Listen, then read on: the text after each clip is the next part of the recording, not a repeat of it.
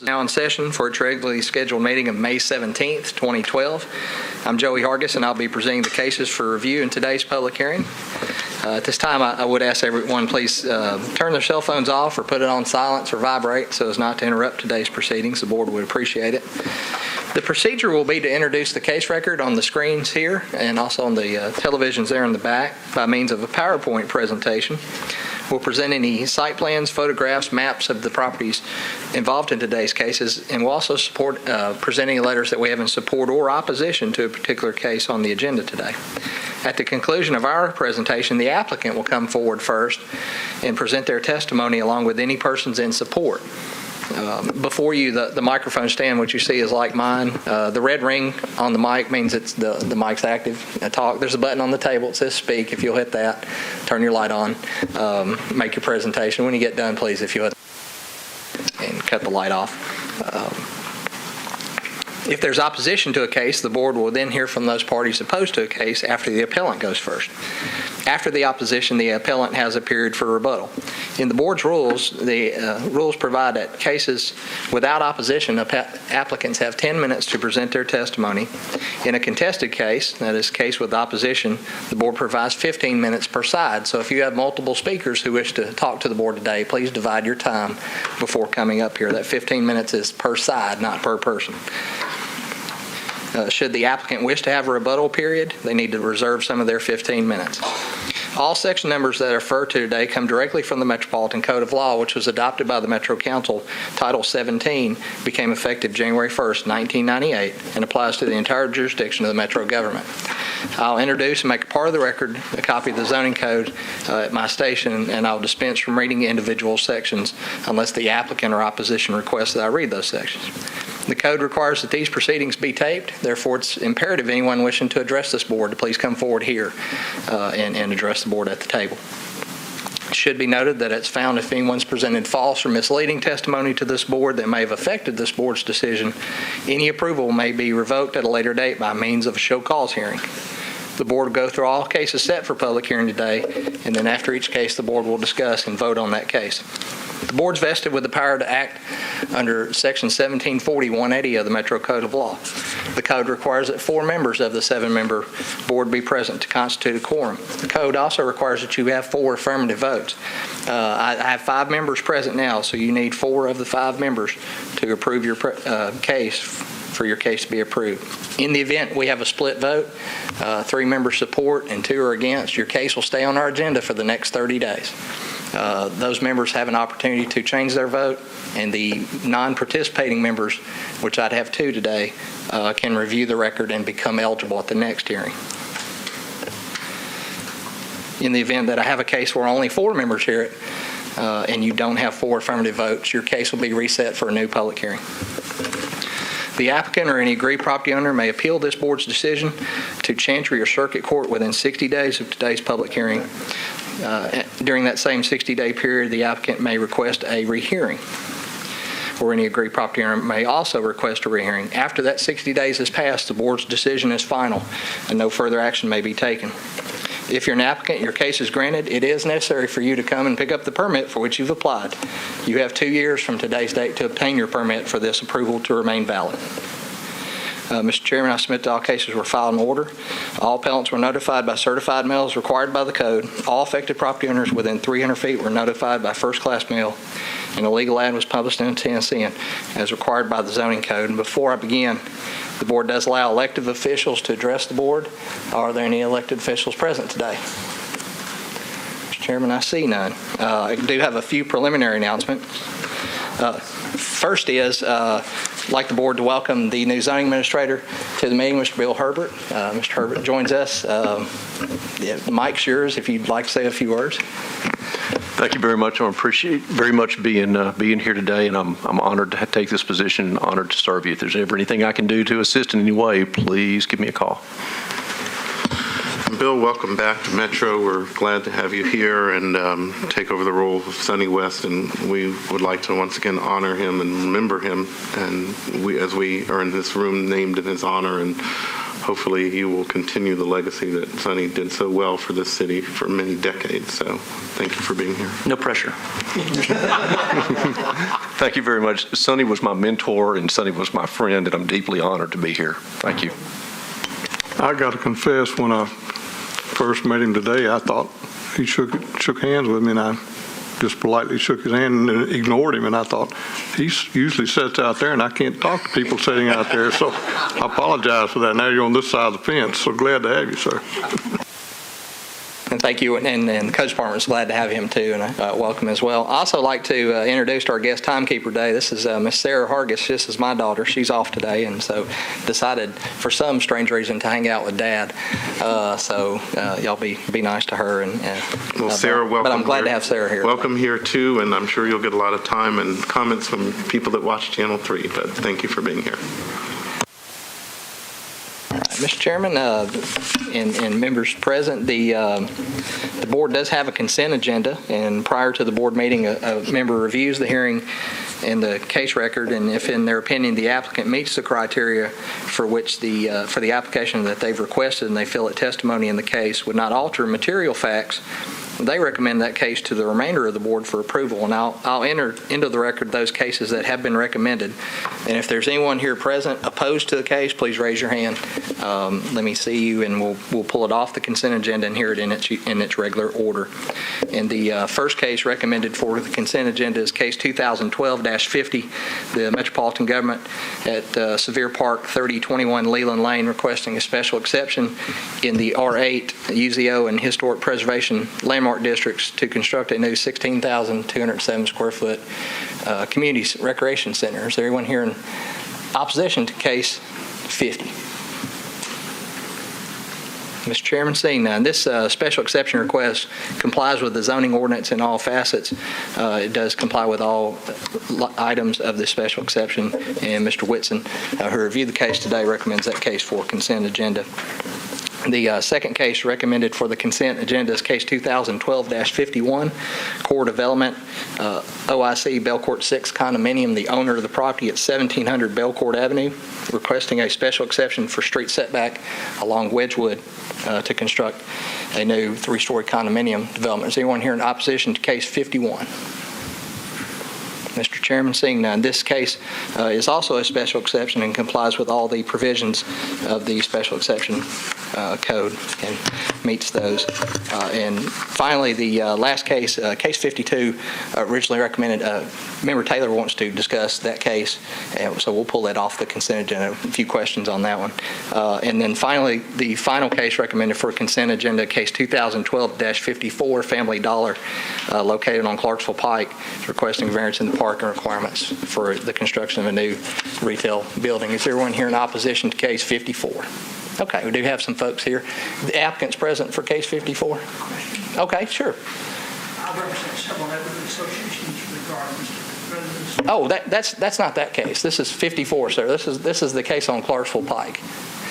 Back up on case 49. I'm speaking here in opposition to that. No, that case will be heard in its usual order. Case 49 is not on the consent agenda, nor is 52. Is there anyone here on case 54 who has a question? Okay. The applicant present? Okay. If you would, please, and the nice young lady right back there, if you all could take a moment to meet and discuss. Joey, was it opposition or was it a question? Is it a question, ma'am, or? Opposition. Okay, we'll pull that off consent and hear it in its regular order. So to recap, we have two cases recommended for the consent agenda, cases 50 and 51. Okay, so we've got a motion for approval of the consent agenda. Is there a second? Second. All in favor? Aye. Any opposed? Motion passes. And before we get started, I would like to just commend Tommy Lynch and our Metro Parks Department for what they have done with Sevier Park, one of our hidden jewels in the city, and the council lady, Sandra Moore, too, as well. This is just going to be an unbelievable improvement to the area, and so we're happy to move this along. Yeah, I would agree with that. And the only thing sad about having it on the consent agenda is that the pictures don't get put in the record for everybody to see. I'm sure they're out there somewhere, but it really is an amazing project. I'm sure the master plan is probably on nashville.gov under the Parks Department, or they should hopefully put it up there, but yeah, it's a huge improvement. Yeah, it's nice. And if you're here for cases 50 and 51, your cases have been approved. You are free to go. You're welcome to stay, and we'll call the first case to the agenda, case 2012-27. L&H Building Group, are the applicants present?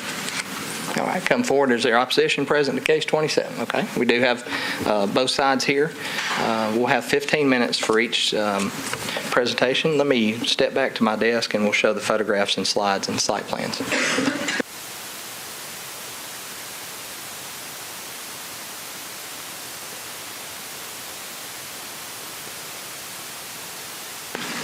Hello, my name's Jonathan Helm, and I'm a member. Hold on, I think he's going to give the record first.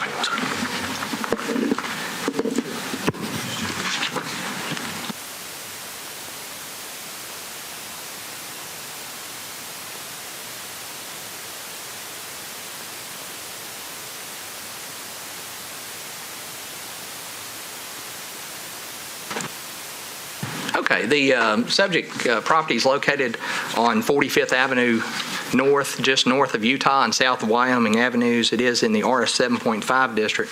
This case becomes before you. The existing home that was on the property was demolished, and as you see in the aerial photographs here, there's an existing home on this site.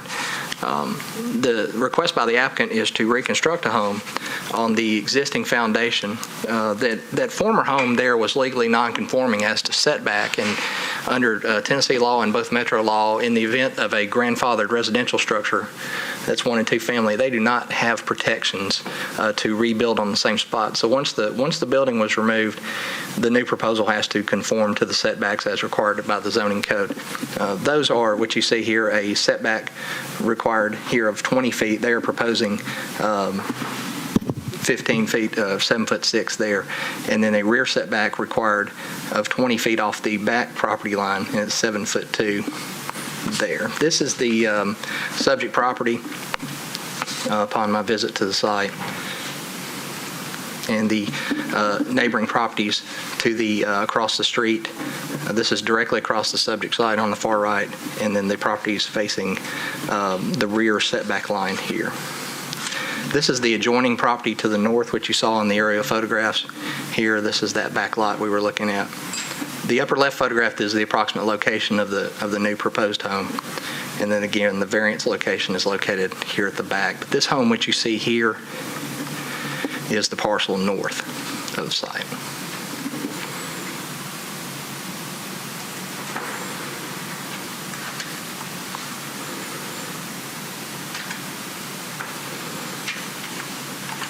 You should have in your packets a letter sent by Councilman Jason Holloman. If you do not, I'll get that to you. It came in a little bit late this morning. We'll get that sent over to you. I'll get that entered into the record here in just a minute. And with that, I'll turn over the appeal case to the applicants. If you would, please identify yourselves and make your presentation. Thank you. Thank you. My name is Jonathan Helm, and I'm a member of L&H Building Group, the owner of the property at 146 Avenue. The intention was to reuse the existing foundation of the home, had an engineer come out and verify that the footing was adequate. Upon doing some more work, it was not. It was only 4 inches thick, and so that's what brought us to the situation that we're in now, having to meet the current setbacks, which is 20 off the front and the back and 5 off the sides. The plan we proposed, thought it was the easiest and kind of kept the streetscape the way that it was to go back with the foundation of the existing home that had been there, the way that it fit within the street. And since it's kind of at the corner, just felt that made the street look better than versus a house that was 50 foot long and 20 foot deep only. So that we're here to ask for a front and rear setbacks. We're fine with the side and fine with the side setbacks.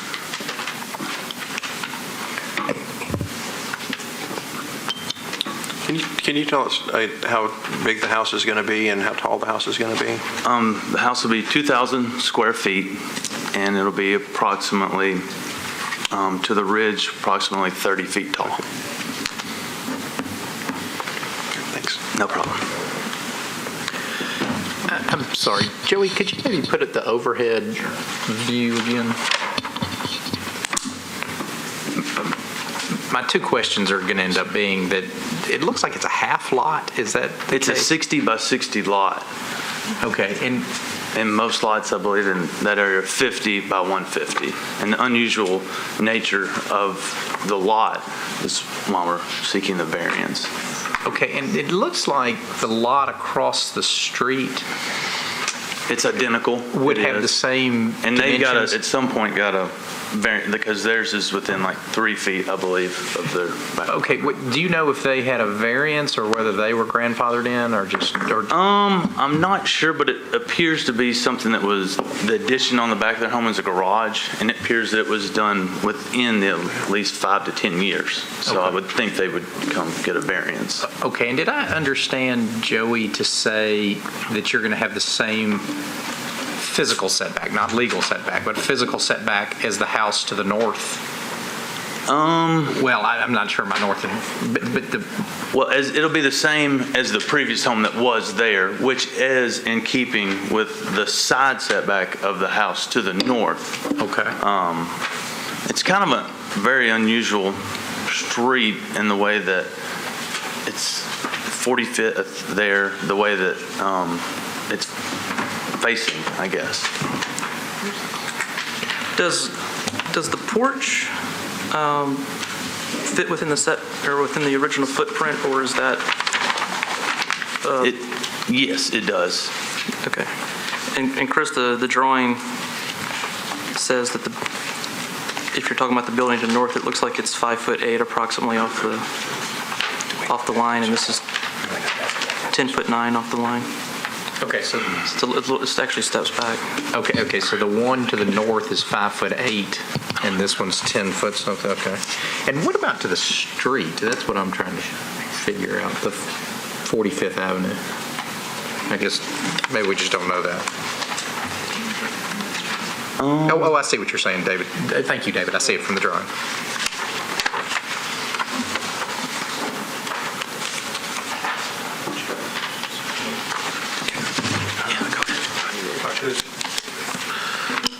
Mr. Chairman, my name is John Brittle. I'm a real estate broker with Village Real Estate.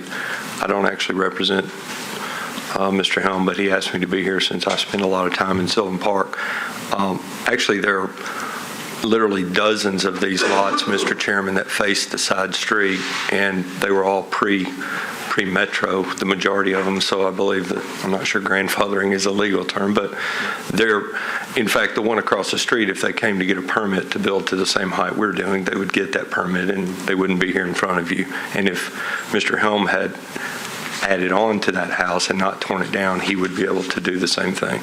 And I believe the issue here, and this is our third trip here, so we're glad to have you, Mr. Chairman, and welcome, Mr. Herbert. There was a conversation the last time we were here about financial gain, and I assure you he would have built it 20 feet deep and 50 feet wide, which we could get a permit on today if the financial gain had been the issue. His intent is to make this fit into the neighborhood, and as selling that neighborhood is what I do every day, there are 21 homes that are active. None are active. Everything is sold, pending and closed in Sylvan Park since the first of this year in 5.5 months. The smallest one is 2030. Everything else is 21, 22, and up to 3,200 square feet. This will be the smallest new home in Sylvan Park this year. And so there's been a question from one neighbor about the height. I understand their question, and they're right to have that question. The fact is, this is the smallest new home to be built in Sylvan Park, and the only question is, how is it aligned? Is it wide and narrow, and wide and shallow, or more square like you'd like to do it? So respectfully, we request that you approve the footprint being where the old footprint was. Thank you. Yeah, Mr. Burr, I appreciate your comments, but just for clarity to the members and for the opposition coming, discussions of last time, because this is a new hearing, it was a tied up on votes. There are I'm members sorry, I present. forgot we weren't here before. That's This is okay. brand new. Yeah, this is a new hearing. This particular item has been here, but the members were not present, and so are not party to prior discussions. We have to Okay. talk about it as though it's new. Great, sorry.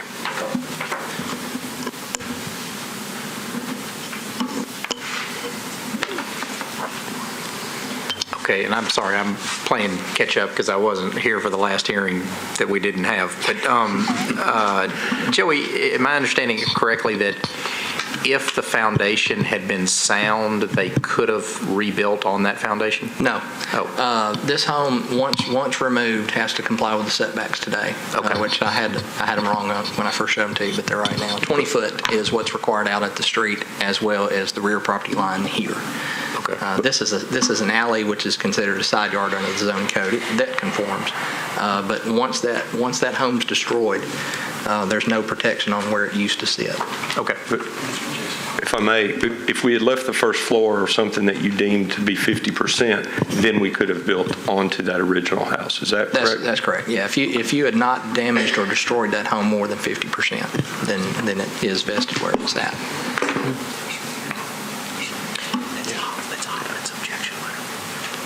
I'm sorry, so people won't think we're whispering. I'm passing Councilman Holloman's objection letter down via iPad. We are. Yeah, we've come a long way. I will have that in a printed form in the record, but I do have it here at the station if you all want me, and I think I probably should, for records purposes, read it into the record at the time, right before the opposition comes up. I'll do that. Ma'am, did you want to introduce yourself so you can speak on rebuttal? Yes, I'm Rebecca Bird with the Wilson Group Real Estate Services. I represented Jonathan and his father-in-law in purchasing the lot. Okay, unless we have any other questions, you might want to save the rest of your time for rebuttal. Okay, thank you. Did everybody notice how cat quick our timekeeper was? Great job. Mr. Chairman, we'll call this time the opposition come forward, and as they come forward, let me read into the record Councilman Holloman's email so that we'll have it on record too as well. It says, "Dear members of the Board of Zoning Appeals, I write today in opposition of the request for side and rear setback variances to permit the construction of a 2,000 square foot house at 146 45th Avenue North, where an approximately 800 square foot home was recently demolished. As you are aware, the review standards for variances set forth in MCL 1740-370 state that the Board of Zoning Appeals, quote, shall not grant a variance without an affirmative finding of fact that the applicant has demonstrated that the alleged difficulty or hardship has not been created by the previous actions of any person having an interest in the property after the effective date of the ordinance establishing current setbacks, and that the applicant has demonstrated that financial gain is not the sole basis for granting a variance, and that the granting of the variance will not be injurious to other property or improvements in the area, impair an adequate supply of light and air to adjacent property, or substantially diminish or impair property values within the area. In the present case, it appears that the owner developer has created the hardship by demolishing the existing house, and that the proposed purpose of the demolition and basis for setback variance request is financial gain, in that the request simply seeks to build a much larger dwelling than was previously on the site and then what is permitted under the zoning code. Further, this request seems injurious to the adjacent property owners fronting Utah and Wyoming, where the request seeks to take a undersized non-conforming lot that previously contained a subservient smaller dwelling off of the alley and side street, and now construct a dominant dwelling that will exceed the height and square footage for the historic primary dwellings on those two main streets. Therefore, I respectfully request that this variance be denied. Thank you, Jason Hallman, Metro Council District 24.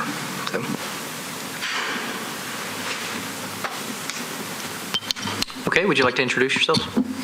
Good afternoon, I'm John Houghton. I live at 4412 Utah Avenue. Mikhail Houghton at the same address. May I just ask a quick clarification on the numbers? I noticed, Joe, you got the 20 and the 20 now in the front and rear setbacks. But when I look at the floor plan, I get a total of 47 and a half feet, which 60 minus 47 and a half is 12 and a half, which is then 6 feet, 3 feet, it's 12 and a half, as opposed to if you add those two numbers up, which are 18.1. So I don't know what the difference is when I look at this floor plan, but anyway, just wanted to clarify that if we could at some point. I don't know if you had a chance to already read our letter that we submitted last week. If so, then we won't. Please don't. Please talk about it. Oh, not read it, though, yeah. I was just going to say, in addition to our comments made in the letter submitted, I just wanted to reiterate the importance of the development standards to our neighborhood. Sylvan Park, as most or many of you may know, is a neighborhood of relatively small single-family lots, less than a quarter of an acre. And the relatively modest front and rear yards play an important role in making the neighborhood a comfortable place to live. As Jason's letter mentioned, they support light, air, vegetation, outdoor space, and they're inseparable from the character and appearance of the neighborhood. And as development standards in the zoning code are intended to protect the integrity of neighboring properties and the appearance and character of the neighborhood, we take them very seriously. The requested 6-foot setbacks that I get, 6 foot 3 inches, or a total of 12.5 feet, are a total departure from the development pattern in the neighborhood, more characteristic of neighborhoods found downtown and in the Gulch. I mean, if you were just to split that 12.5 feet, you'd come up with 6 feet 3 inches. Really, anywhere around Nashville where you'd find setbacks like that are 5-foot setbacks downtown or in the Gulch, or in any of our urban design overlays where they're trying to promote mixed-use urban development. That's not here, in my opinion. The question for me then is, has the developer made every effort to comply with the base zoning district development standards? As Joey pointed out, once you remove that previous building that was non-conforming, then it's time to become more conforming or to meet the standards. If the answer was yes, and they still needed a variance, I would support it. But I guess from my opinion, the plain fact is that they have not made any effort, really, to comply with the development standards of the base zoning district. And in fact, they want to go in the opposite direction, also as Jason's or Councilman Holloman's letter mentioned. They simply want to use the previous level of nonconformity and expand on it. So just as we noted in our letter, there are any number of other more reasonable solutions that would be closer to meeting the letter of the law. As I mentioned in the letter, for example, rotating the proposed footprint 90 degrees. We get you to a 10-foot front setback and a 20-foot rear setback. That's a lot closer to what the development standards are in the base zoning district, and seem to me to be in the spirit of trying to comply with those rather than just throwing out a footprint or a floor plate and asking the law to bend to that. So as we indicated many weeks ago to the developer, we'd welcome the opportunity to discuss other options. We're not opposed to new construction in any form or manner. But in closing, I truly believe there's a more reasonable solution than trying to shoehorn a relatively large structure. I was mentioned about the 2,000 square feet. I think the key point is on an undersized lot of 3,600 square feet. So again, I just wanted to request that the board deny the variance as requested. Thank you. Can I ask a couple of remedial questions? Because I really don't know. Part of Sylvan Park is historic and part is not. Is this part in the historic overlay? Or? No, there's actually just a conservation overlay on Park Avenue. Park is one street south of Charlotte. Near the old Cone High School and the Richard that area is, yeah. Okay. So that's just a conservation overlay. Just a conservation on overlay. that street. And this area, but this area is not in it, okay. No, I don't know if you recall, Jason tried to get an historic overlay for the entire neighborhood or a large part of it, and he couldn't get that passed. But Chris, I also believe that the Metro Council took away our ability to use for setbacks in historic overlay districts. Is that true, Joey? Yeah, the council allows the historic commission to set those yards. You used to have to come to us Right. if you had a setback in that district, and now it's kind of one-stop shopping. So Yeah, no, and that was really my question. I mean, if this is historic, has historic spoken? So that was going to be my question. And then the second question, and forgive me, I'm somewhat familiar with this area, but where is Utah If you turn, it's about 3 blocks up from Murphy, 4 blocks up from Murphy. Oh, but relative to the property, Yes. It's the property, the alley, our lot, and then Utah. No, just how close to I'm just trying to figure out where. 150 feet. 150 feet, okay. Thank you. Our house is on the other side of the alley from this proposed okay. All right, house. thank you. And that makes sense, yeah. Yeah, just a quick question. You had talked about historical appropriateness and massing of the proposed house, and I know you've expressed a lot of concern about the setback, and I was just curious to know, do you remember how big the house was that was torn down? This one is proposed at 2,000 square feet. Do you have any idea about how big the house was before? I believe Jason's, Councilman Holloman's letter says it was 800 square feet. Okay. I'm sorry. You know what? That was just read, and you're right. Thank you for telling me what I should have heard before. I appreciate it. I really do. But I guess the question that I'm asking is just to understand kind of the source of your opposition is that if the builder were to build the house back exactly like it was before with the setbacks that they're requesting today, and let's say a 900 square foot house, would you oppose that? Also, because those would be the same variance. I'm just trying to get a sense, is your opposition more relating to the size of the house or the fact that it is on the foundation plot site that it's been on for, 70, 80 years? Yeah, I guess my I'll let Mikkel speak for herself, but is to try to have the structure to be more in conformance with the development standards, which are the 20-foot setbacks. Okay, so you would be opposed to it, just once it's gone, it should? Yes. Okay. David, were you asking about the square footage?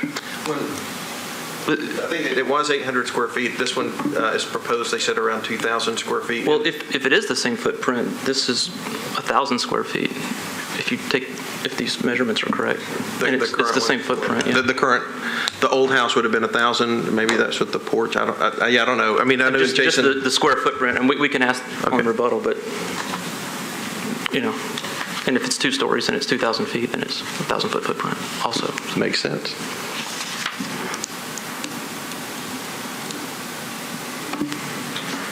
Any other questions? Okay. Thank you. Thank you very much.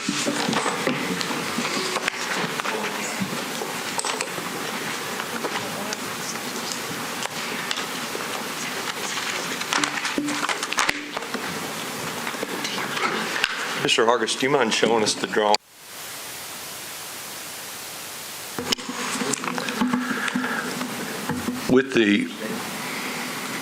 With the existing setbacks, I would just like Joey to clarify, with the width of the lot that we have and the required front and the required back, we can build a bigger house than we're asking to build on the first and second floor, and there's no restriction on height. This neighborhood had several opportunities to be a historic district. They couldn't get that worked out. So with respect to discussing the historic character of the neighborhood, we can build a house on this site, the height that we were asking to build. It's about configuration, and that's the end of it. And so that's my only comment, really. And I guess, and I won't speak for the applicant, but never mind. Thank you. The existing home that was there was at least 1,000, maybe a little more. They'd finished out the attic that was upstairs. I'm not sure if that was permitted or not, but I think it really just boils down to the placement of the house on the lot. And if we need to ask for a 5-foot variance on the front and rear, that's fine too. I'm not married to these plans. This is something that we thought was very appealing, and certainly didn't want to have any opposition, and so that's why we've submitted and let people see these plans. And Foundation aside, why did you pick this location to rebuild this house? Or was that the only reason? Well, I'd already owned the house, and we were going to renovate it. But we just talked that you could build somewhere else on this lot. Why did you pick this location? Oh, just because it fit within the street, because the house to the north, that's actually its side. Our front of our house is its side, and it's in keeping with everything on the street that's in the same line. I could shift it or move it if, that would, appease everyone. And the location that it is now, too, there's 2 existing trees there that we could leave to substantial trees without having to damage as well. Oh, so you're saying if you were to shift it, you would lose these 2 trees? For sure, the one to the north, possibly the one in the bottom left corner. Yes. He didn't want to build a wide house that took up the entire width of the lot. Is the other part of that was, again, it's a 2,000 square foot house. We didn't want it to be 50 feet wide. And I think just for scale purposes that, and again, it's the same width as the house across the street from it now. And if we build it according to the legal setbacks, it will be wider. So that's the reason for the request. And I guess that has been our concern or confusion from the beginning. What we have understood from the current codes is that the house that we could build would be 20 feet deep, 50 feet wide, and 3 stories high.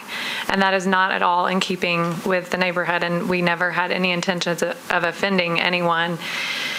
And certainly without going and seeing the lot, it doesn't make a ton of sense. But with the alley on one side, that side lot where it shows more of a bush is a large tree. And the home that was there had all of that in place with a little picnic bench out next to it. And we just, again, didn't think it would be offensive to maintain it where it had existed for 80 some odd years.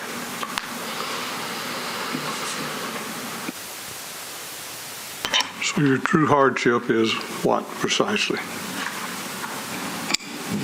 The unusual shape of the lot, 60 by 60. You referring to the size or the shape? I mean, it looks pretty much like a square to me. So. I guess the size, yes, sir. Okay. Yes, sir.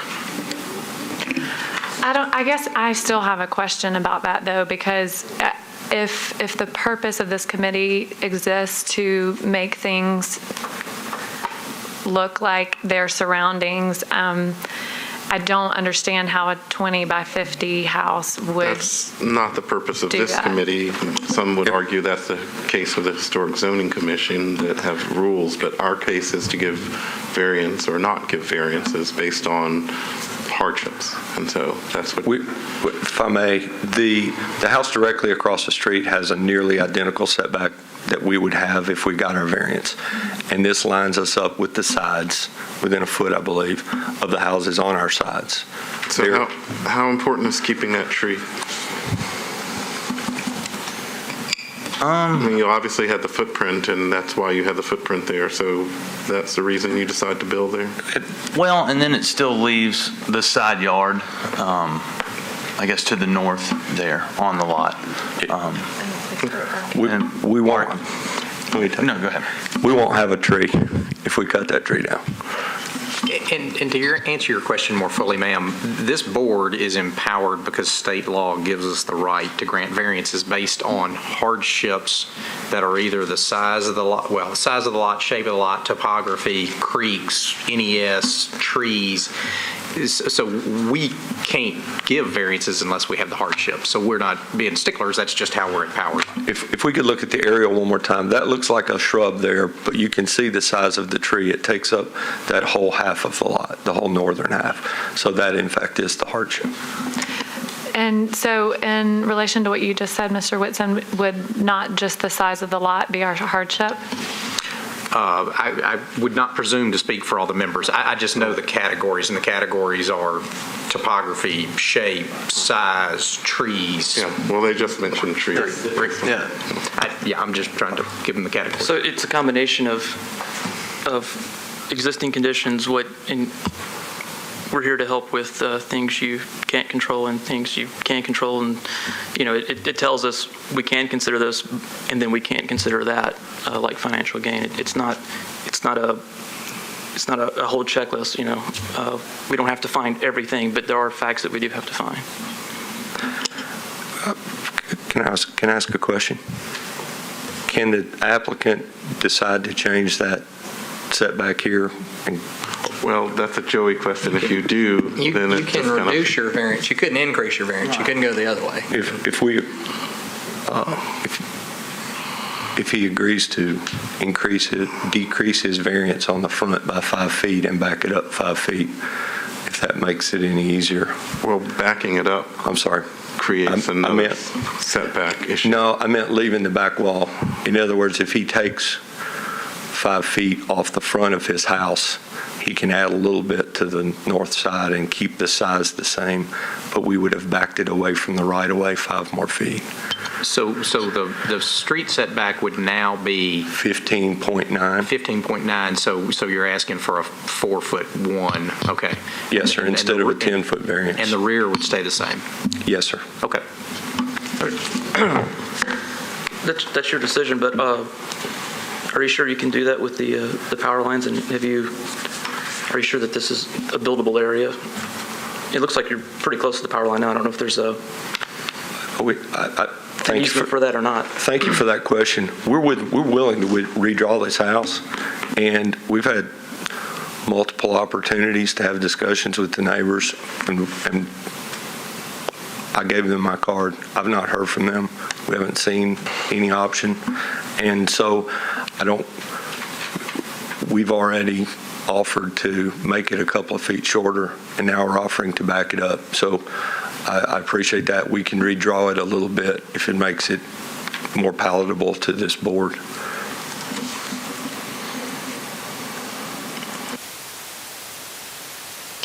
Do we have any questions? Any further questions? Okay, thank you very much. Discussion? We'll close public hearing on case 27. Yes. I'm always a little inclined not to consider sort of last-minute changes like that because as part of this package, we have an elevation, and I know we're only considering the setbacks, but we're also considering the flavor that it leaves in the neighborhood, and there would be some change to the way the massing of the building. Obviously, we can grant or not grant any variance we want. We could just grant the rear setback but not the front, or we could change this number or do what's on here. But that's just what I'll be looking at if we consider a variance other than what's proposed, because we would sort of be voting on Plan B that we're not really seeing. And I believe one of the times we heard this, maybe there wasn't an elevation included in that, and I hate to kick it down the road just because of that. But that's a potential hang-up for me. Otherwise, I really don't see a problem with this. So, David, you're saying you don't see a problem with Plan A? Right. Okay. Okay. Yeah, I'm one to kind of go along with what was submitted. It's been shown to everybody, and up or down, I think that's what they initially submitted. I didn't hear anybody giving pushback on this side that they had any objection with the front part and the 5 foot there. Obviously the opposition, including the council person, think that this is just too big for the lot, but I didn't hear anything specifically 5 feet, the frontage, and they even said that this basically is lined up with some similar properties in the neighborhood for its distance from the street. The same rule on rebuilding, Joey, does or does not apply had this been destroyed by other causes? No, the voluntary versus involuntary is irrelevant. So had it burned down or been blown down and damaged more than 50%, they're back here. They're back here. Yes, sir. Okay. Yeah, I mean, I know that intent isn't always something that we need to consider or think about, and I know there have been several cases in the short time I've been on this board that we have talked about intent on some, I think, car lot cases that maybe had sat empty for too long, but it was clear to this board that the intent was there to keep it in that use, and it was granted that they could continue to do that. And but I keep in the back of my mind those people that we consider that for, and I don't want to see them back for the same reason, And this again, I haven't seen this person before the board because I've been a relatively new member, but there is something about the case that says that the intent was always to keep the same footprint, and the fact that had they been a little bit more knowledgeable, or maybe had a few phone calls that they should have made and not torn it down, they could have done something much bigger, with the existing footprint. So I tend to defer on that one, to say, well, it's not changing the footprint. The footprint's been there for a long, long time. It's not, the biggest house in that's being built. It may be too big for that lot, but they could build an even bigger one had they chose to.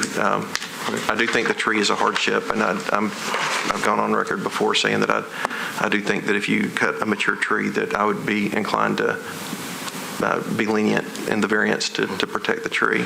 Yeah, to me, this is a classic BZA case. We have a 60 by 60 lot, which is small, and a house on an old footprint, which, as they said, they could cut down the tree and build this same 2,000 square foot house somewhere else, but they would lose the tree and it would be in a different location than a lot of the other houses in the neighborhood. So I know that there's opposition, but, to me, this is reasonable given what was there and what they're proposing for this neighborhood. And I would further note it's in keeping with the house across the street and the adjacent house as well, as far as setbacks, which is the variance we're being asked for.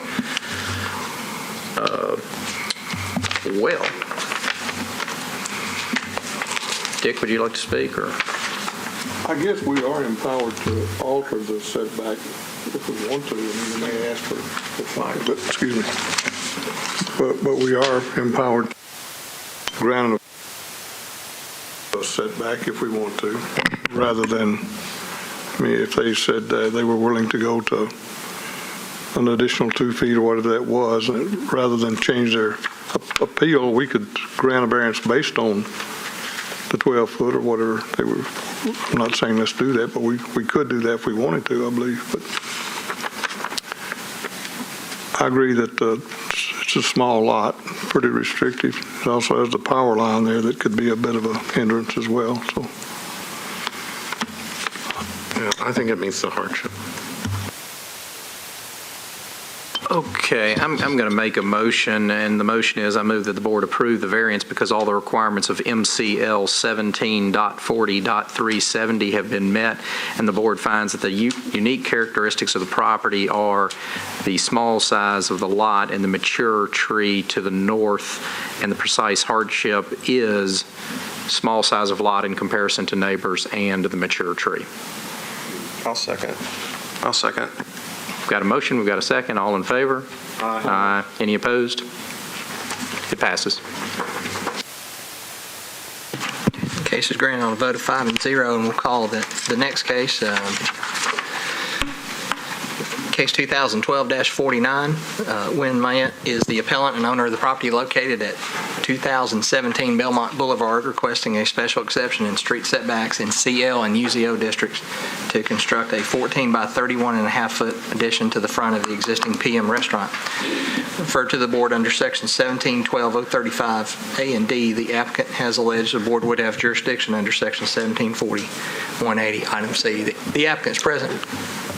All right, if you'll come forward, please, sir, along with any persons in support. Mr. Taylor, do you have? Yeah, Mr. Chairman, I'm going to recuse myself from this case because of a potential perceived conflict of interest, since I'm a business partner with one of the owners here. I have no financial interest in this case, but for that perception reason, I'm going to recuse myself. And the record reflect Mr. Taylor has recused himself, and he is departing the premises, but please come back. We need you for other business. No, sure. Joy, in respect to that, you abstaining, should we notify them that since they're going to be appearing before only 4 members here today, that they have another option if they want to? That's a great point the Vice Chair brings up. You have to have 4 affirmative votes. There are 4 of us, therefore all 4 would have to affirm. In the procedurally, in the event that does not occur, minus a full vote, the case will be reset for the next available public hearing. I think we're looking at June 21st is where we would stand with that. But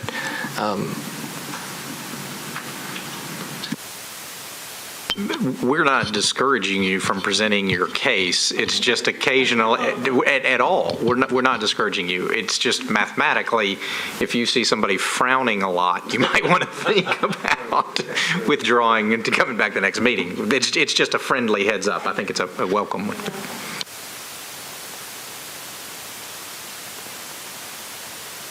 Well, I think Joey will present the case and then. That we'll get underway. Because, Yeah. Joey, if Yes. they don't get 4 votes, one way or the other, June 21st.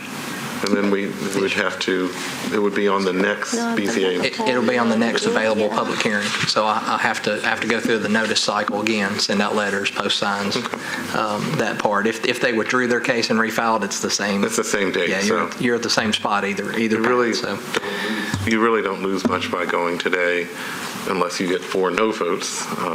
Yeah. But, okay. Okay. With that, let me present the case to the board. They are requesting, as I said, a special exception in the street setback in the CL and UZO districts. The subject property is located, the parcel that's here in red, on the west side of Belmont Boulevard between Compton and Bernard Avenue.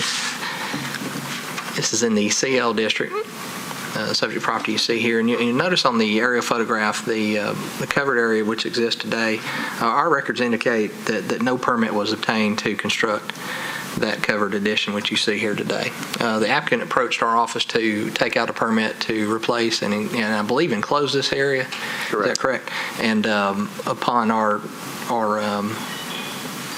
record search of the permits, we didn't find a permit for the structure to be here to begin with, and offered and denied it on the setback provisions for CL zoning. As you'll recall, the setbacks in commercial districts now inside the UZO no longer have a hardship standard for review by this board, meaning the topographic shape slope, but it's a special exception standard, which I'll cover a little bit later in the presentation. But this is the subject property that you see here. These are the adjoining parcels to the south and to the north. The board has had actions, I believe, on both of these structures here. At the time, the one that sticks out in my mind most is this unique shaped structure here, and it was a variant standard at that time. Did we grant that? That's Cha-Cha, right? Yes, sir. Yes, sir. And the time escapes me, but these are views of the subject property, starting in the upper left-hand corner, showing the existing structure as its relation to the one to the north. Going counterclockwise now, the bottom left, this is the area, the seating area, which you see in the ramp that leads up into the site from the sidewalk. Bottom right, a view looking north on Belmont Boulevard, again showing its relation to other areas. And then the upper right-hand corner, view facing south on Belmont, this public sidewalk area, which you see here.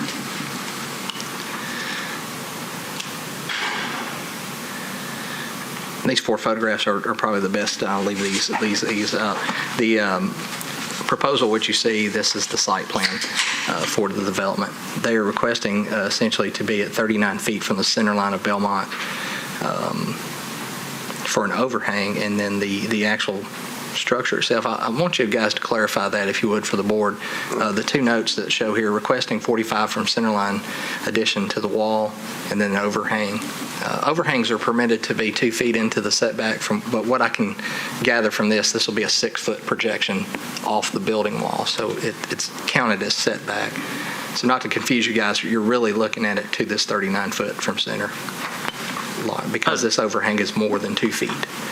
You look at it as all one Julie, structure. But before we get into their testimony, could you go over the code history really quick? I'm seeing this letter from 2008 in here, and at what point when did codes realize that a permit had not been pulled to do the overhang, and what's the 2008 issue?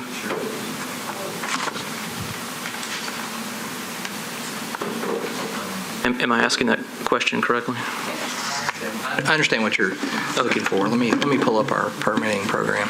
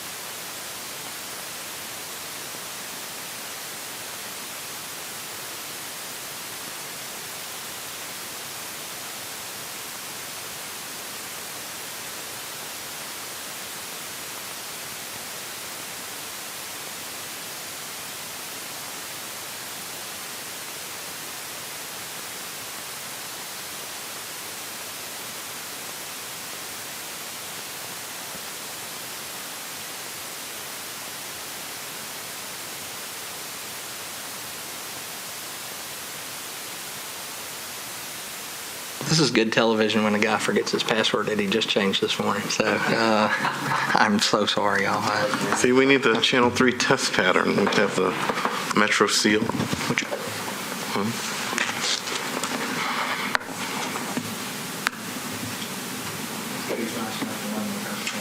So the DBAs on the network will have to forgive this breach of security protocol. But seeing as I can't get in here.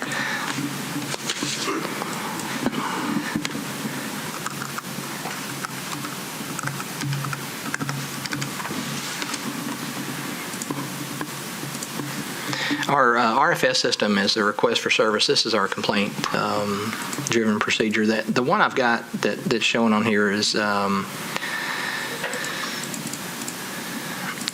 was a stop work notice posted December 28th of 2011.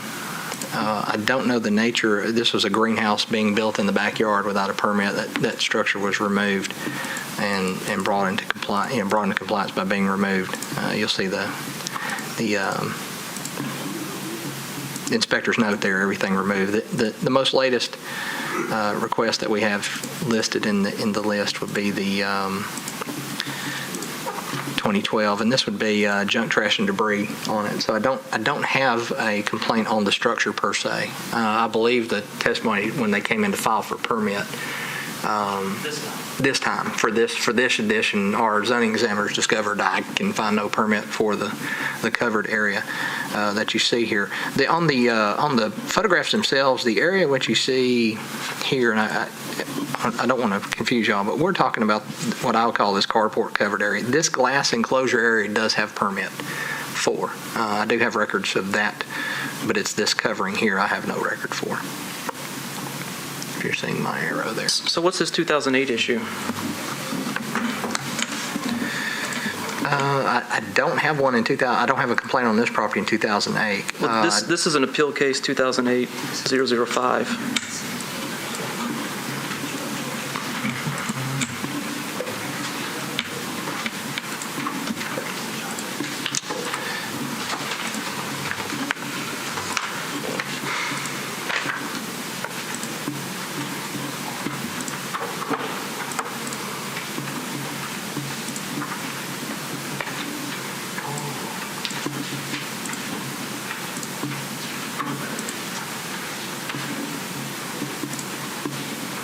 Two separate apps there. This one here showing. Joey, it's a different owner. If that's, I mean, the appeal in 2008 was for a Carlos Preston. And Mr. Preston is actually sitting in front of you. Sorry. But I'm looking at this is the application who's struck in addition to the front of the restaurant. I don't have a detail on this one. I don't see a link to the appeal case that goes with it. But that was 2008. I can get that for you. It'll take me just a minute to pull that up. And if you guys want to proceed with the applicant, let me pull that off the server and get it for you.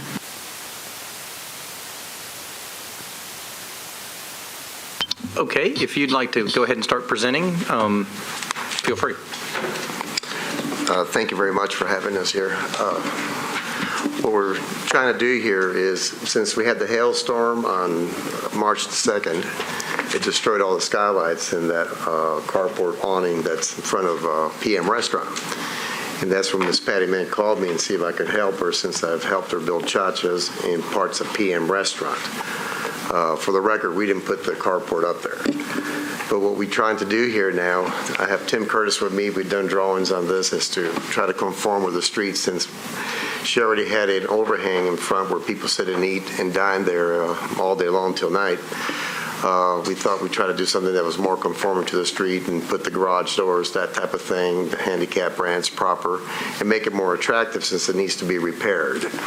The insurance companies have paid off on this already to put it back the way it is, but Ms. Mint would like to see something nicer up there, and that's why we're here today, sir.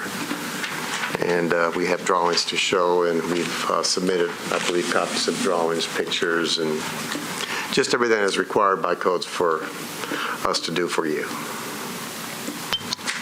And so you did not do the original edition? I mean, it was, I did the remodel of PM Restaurant back in 2004. right. And then we did an addition to the back for some additional restrooms.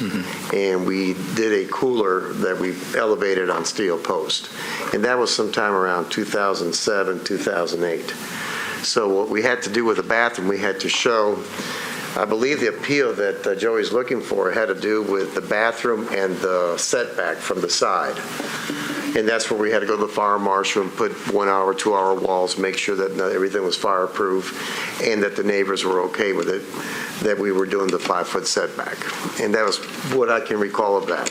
Then in 2008, we did the Cha-Cha restaurant when we did the remodel for that and we built their front porch. And I think there may have been something there with the councilman where he came and worked with the manager at the time, Mr. What was Russ Powell's.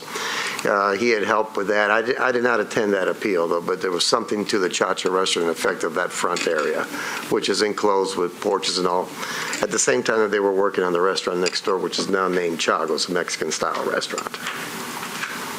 I guess my question is, I'm looking at the Planning Commission's report, and they say this application is to correct an addition that was built without a permit, but did I understand you to say you didn't do that addition? I did not put that on in there, no, sir. Okay, thank you. Yes, thank you. Any other questions? Any questions? And you mentioned planning there. The planning staff, I guess, is recommending approval. Correct. Okay. So this addition, is it going to look just like it, or is it going to be enclosed? It's going to be enclosed, sir. It's going to be pushed back to match the fronts of the rest of the buildings. It's going to be pushed back. Now, that overhang that they were showing right there, as I was talking to Tim even prior to the meeting, I said, we can't do anything on the sides because that's an egress. So that has to be a solid wall like we did over at Cha-Cha's. Both sides have to be, because Tim was trying to find another way for us to have a bit of an overhang to the front. And then I believe we discussed this today that we were going to go 3 foot rather than the 5, but 6? 3 instead of 6. 3 instead of 6. But now, if we have to go back to 2 foot, we can do that. Will this be expanding the size of the restaurant? No, sir. In fact, it'd be reducing it. By how much? It would be 7 foot by 31. So 7 times 31, everybody's got or 7 times 3, which is 210 square feet. But the trade-off is you're more all year round as far as... More all year round. That's the trade-off, yes, sir. Okay. But it'll reduce the actual seating During area. the winter, I imagine it will be enclosed and there will be no open windows or no noise escaping, right? Right, that is correct. And you do the same thing in the summertime, because that was one of the concerns that I've been asked about from the neighborhood. When you do the roll-up doors, in the summertime, we're going to have it air-conditioned. It'll be cooled and heated. So you're not going to do the roll-up doors only probably like 3 months during the most ideal? The most ideal times, which is in October and maybe April, or any freakish cool night, that would be the same as Cha-Cha, the same as Chago's, the same as all of them around there. So your neighbors, Chago and Cha-Cha, have that same kind of open, enclosed front section that they could open windows and... That is correct. Okay. And then you have your entry into the main restaurant, which is once you walk past that area. Can we get the other two people to introduce themselves, so if we have questions on rebuttal, they're on record? Hello, my name is Patty. I'm the owner of the property and the business around Belmont. So we try to correct and make things look good, and like we have he say, we have a hail damage, on April, and when customers sit down and eat, and when the rain comes, they have to just get up and move inside.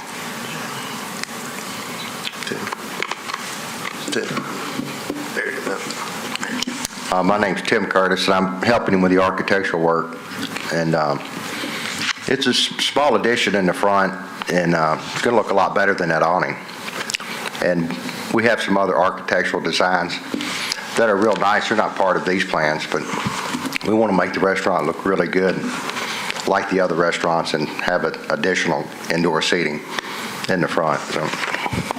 Okay. Thank you. Mr. Harper answered your question. We did have an appeal filed. I don't recall it because it was eventually deferred and then withdrawn by the applicant for you. This is the case on the screen, 2008-005, and it was a 1,075 square foot covered patio on the front. That's right.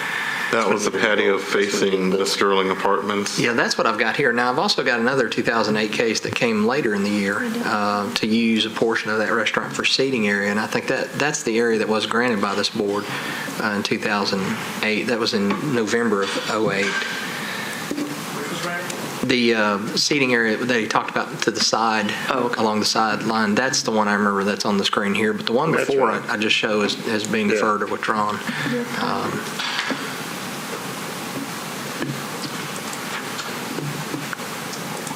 Okay, I can't remember if there's opposition present. Is there opposition present? Okay, great. Would you like to save the rest of your time for rebuttal?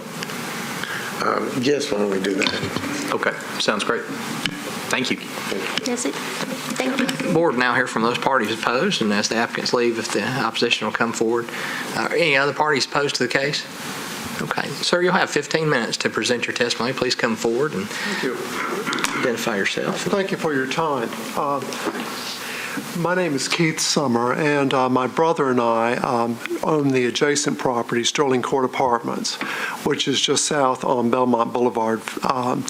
It's a 69-unit of property, and it's contained within the Hillsborough Belmont Historic Overlay. And what's interesting about this case is you have two completely opposed uses of property. You have two completely different neighborhoods that butt up to each other.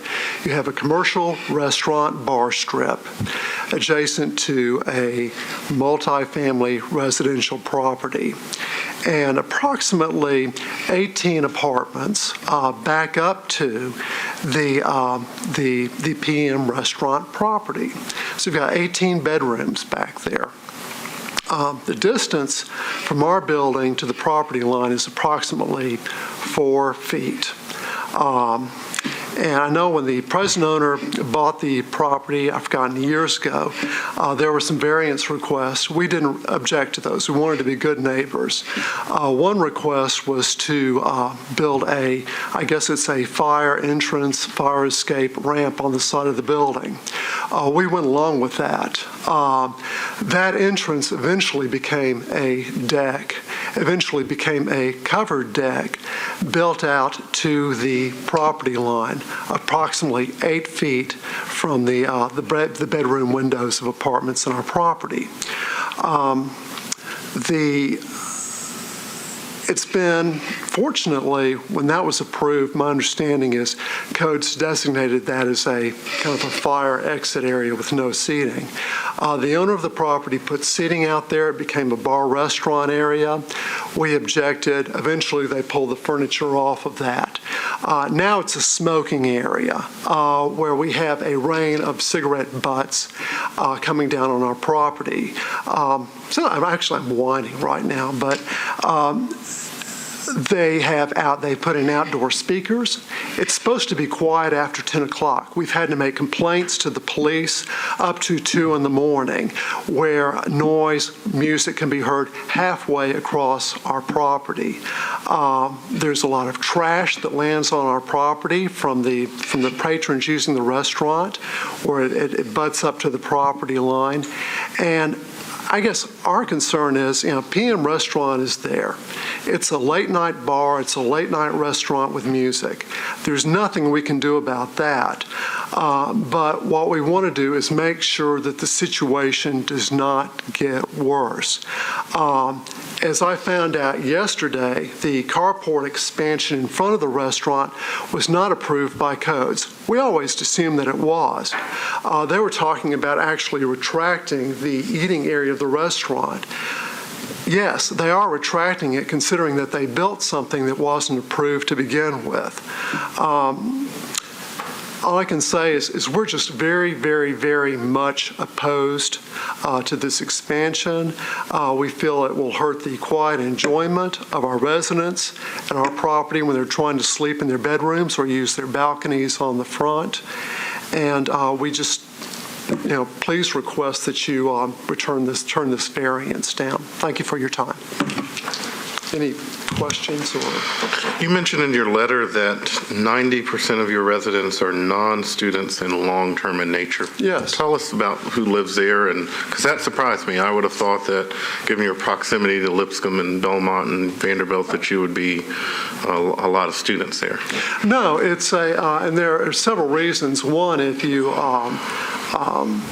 do have a lot of, I'm just talking about just industry, just apartments in general. If you do have a lot of students, what you get hit with is usually a very severe turnover once a year. Also, you get a group of people that tend to, with students, maybe abuse the property more frequently. I think Dr. Lowry and Dr. Fisher would object to that characterization of Belmont and Lipscomb students. Well, I'm being general there. So anyway, we've had the property a long time, and we've pretty much went to people who work and live in the area, and that's what I mean. So by it's a more permanent, maybe yes. older group of people that live there. More professionals. A lot of people who work, and actually have some people there who work at Bongo Java and some of the other restaurants in the area. Well, let me ask you this. Sure. You heard that basically this outdoor deck, which is kind of there during maybe half the year, tables and a lot of people, especially this time of year, is going to go to an enclosed area, although albeit doors open probably 3 or 4 months, maybe 5, and then the rest of the time just air conditioned. Isn't that better for less noise and a smaller footprint of the restaurant than just what there is today? Well, I thought about that, and if the proposal had mentioned, let's say, windows that do not open, or let's say a wall, then but might feel more comfortable with that.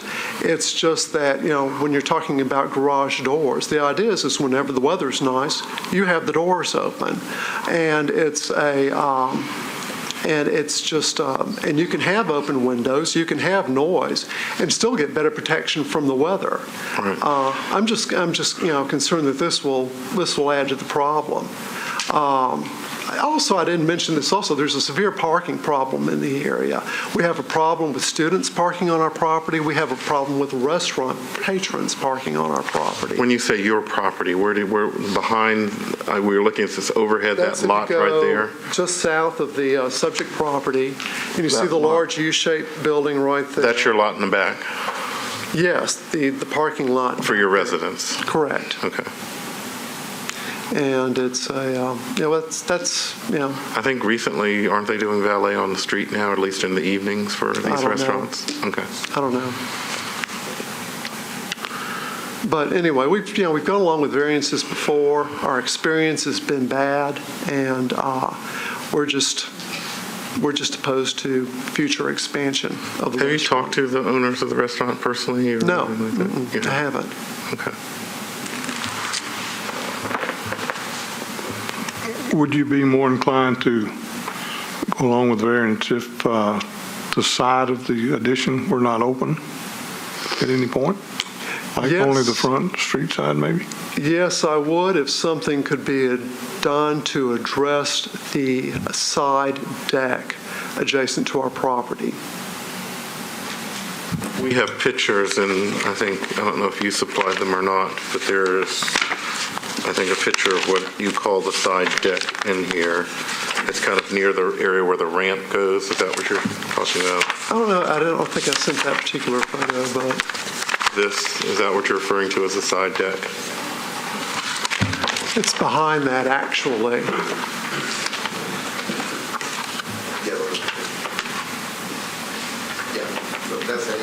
Is that the side deck? That's the side deck that runs down through there. Okay. And this has been used as a dining and bar area. The sidewalk behind the apartments is directly below that. And these are the back bedrooms that Your face out on the apartments. property. These are the areas that we're talking about.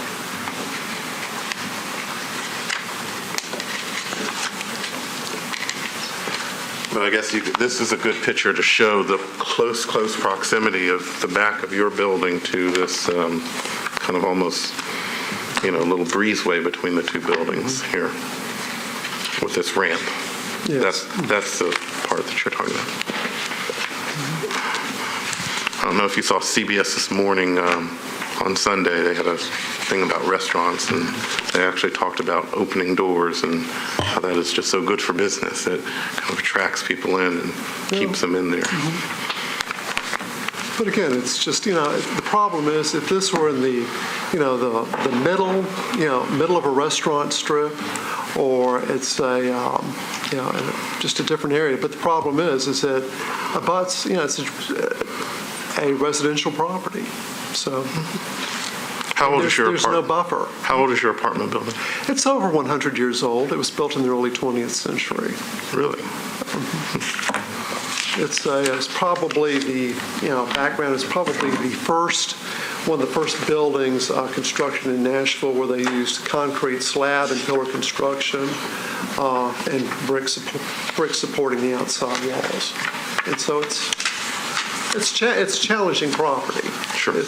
And we spend a lot of money on it. And that's just, we want to make sure that money spent is protected. Any other questions? No, I guess rebuttal now. Thank you. Thank you for your time. Thank you.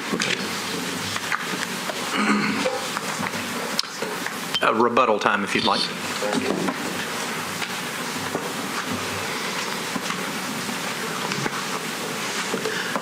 With respect to the gentleman, I believe it was him or his brother that called me, and he asked me about what I was going to do. And I said their intentions were to do roll-up doors, overhead doors, so that the noise could be cut down. That outdoor deck, as they refer to, I know that Ms. Patty Minton had a manager that she had to get rid of because he was trying to make that into a live-action place, which I said you can't do.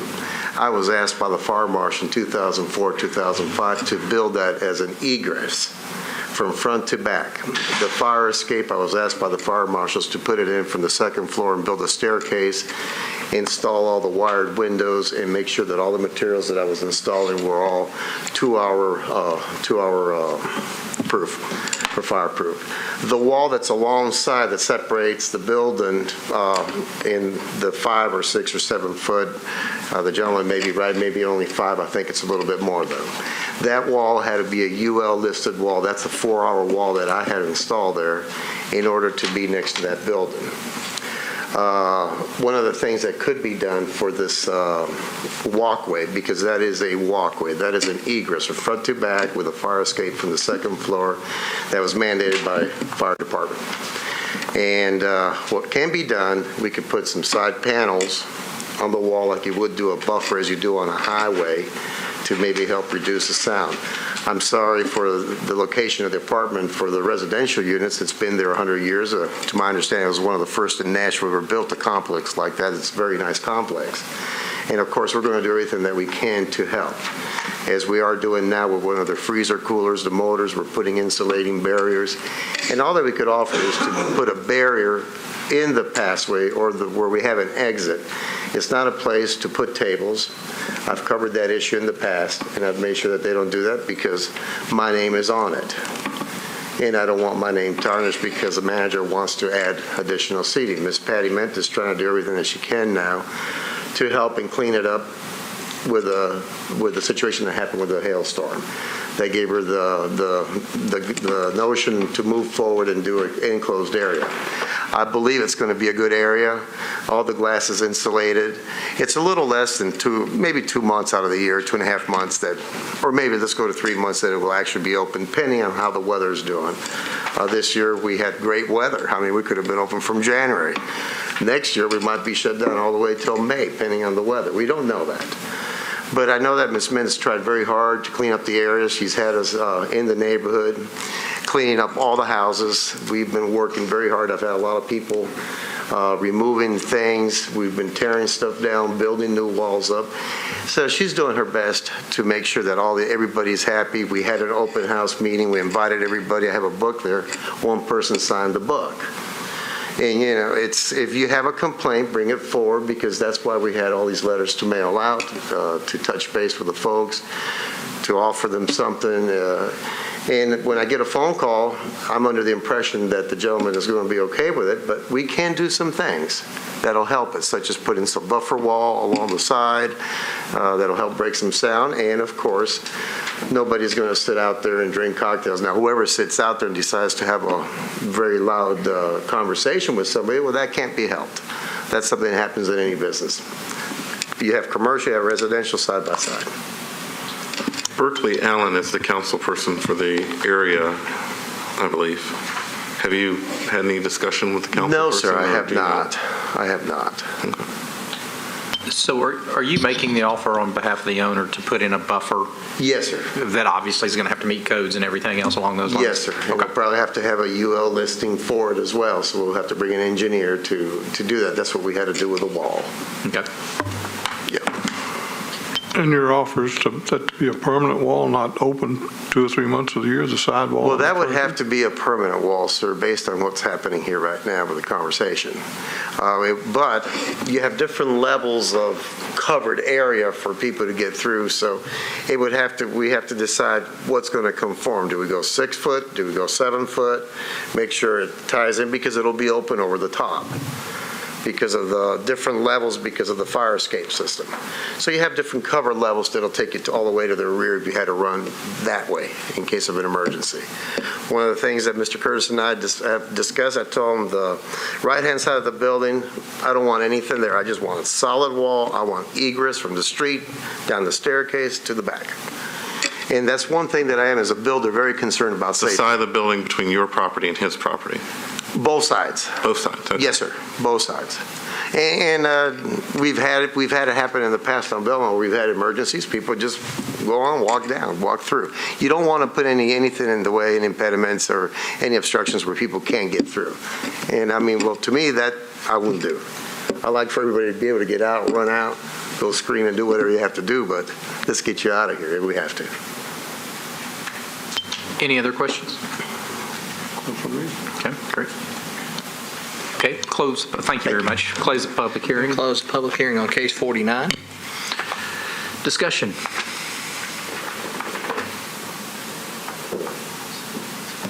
It is, I guess, unfortunate and fortunate to have a facility like that right next to a residential neighborhood, but there's a line somewhere separating things. But I agree with the next door tenant owner and his residents over there need some sort of protection against the noise, and I wouldn't be opposed, provided they provide a side sound mitigation system somehow.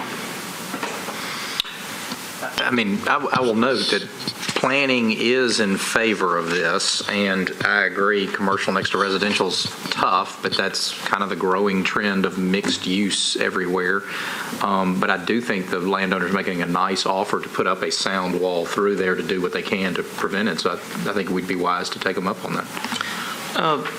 May I hear the standard that what we're obliged to find in approving or not approving this? Okay. The standard is going to be found under 1712-03035, subsection D2. An applicant shall provide evidence to the board as provided in section 1712-060F3. The proposed building setback shall not create an adverse impact on adjacent properties nor detract from the strong pedestrian-friendly environment. So you're looking at whether or not it would create an adverse impact on adjacent properties or detract from the pedestrian-friendly situation that they have out there currently. So as counsel, do you think that's, I take that to mean the physical, an adverse physical impact. And I guess I'm asking, are we to consider the activity within said addition?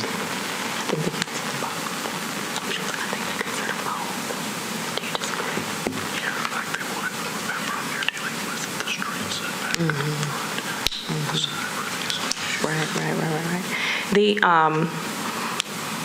To answer your question, you could consider both, but Because this particular application is regarding the street setback, that's kind of the area that you want to focus in on in terms of whether or not there is any adverse impact. The area that is pre-existing is not necessarily under this board's review today. It would be the area that where the addition would be, where the setback would be needed, that you could consider, but you could consider both of them. Okay, thank you.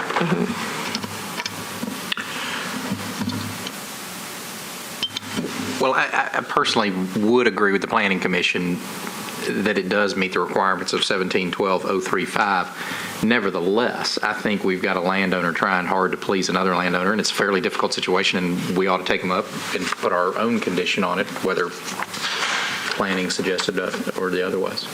I agree with that. Okay, in that case, I am going to make a motion. I move that the board approve the special exception the special exception permit because it meets all the requirements of 17.12.035D. However, we are going to put on the special condition that the owner explore putting in a sound wall that obviously meets codes, and we would appreciate it if you would talk to your neighbor to make sure that both sides can agree on what it's going to look like. You use the word explore. Yeah. Do you want, are we? Well, the reason I put in explore is because none of us have run this by codes. Right. And so I'm not sure what basically we're saying we want some sort of buffer. If one cannot be done, I don't think that I wouldn't want to stop. I wouldn't want to stop the project if codes for some reason prohibits this. And I don't, allow. But if it's allowable with codes, I'd like to see it. That is a convoluted motion. But Mr. Chairman, for clarity's sake, since I'm running your order, are you saying that explore one or provide one that can comply with the code, and if not, then they come back here and ask out of it? Is that what you're? No, okay. I am saying. Well, what am I saying? You're saying if the code allows a buffer, that we would require one. Yes. On that side to shield noise from the adjacent Sterling apartments. I think that's correct. I believe, I'm not speaking, the zoning code's enough to enforce, much less the building code. There's a procedure in which if they've got one and it doesn't quite conform with the code, they can go to the building appeals board and ask for a waiver from their requirements. But we'll work with them on the permit side to find one suitable. It is our intent, though, that be shielded, that side be shielded. So would it be better worded that they provide a code compliant buffer, therefore can't comply with code, then they don't? I love that. Joey, are you patching all this together for one motion, or do we need to? Which thankfully the folks at Channel 3 are recording this, so I can always watch it tomorrow when I write your order. Because I think Dick just worded it correctly. See, the four lawyers couldn't come up with it, thanks to the architect. That's exactly right. Okay, so there's a motion. Is there a second? I'll second. Okay, all in favor? Aye. All opposed? Passes. Case is adopted on a vote of 4-0 with the conditions stated by Mr. King. With that, I'll retrieve Member Taylor back in. I think he's watching through the glass. And could we take a 5-minute before recess? You do, if I could, before we take any sort of recess, the case 2012-54, the Family Dollar, was recommended by Chairman Whitson to be on the consent agenda. There was opposition present. The applicant has met with the opposition, but if I could, are there any other parties opposed to case 54 present on the Family Dollar case on Clarksville Pike? Mr. Chairman, there is none. The applicant and the opposition met while other cases were going on, and she's actually withdrawn her opposition to the case and would so like we need to move that back to the consent agenda. Or Chris does, I guess. Chairman. Okay, so sure, I would motion that case 212-54 be moved back to the consent agenda and approved. Is there a second? Second. Okay, got a first, got a second. All in favor? Aye. Any opposed? Passes. Case 54 is approved on consent. With that, the board will be adjourned for about 5 minutes. We'll return after that. Thanks.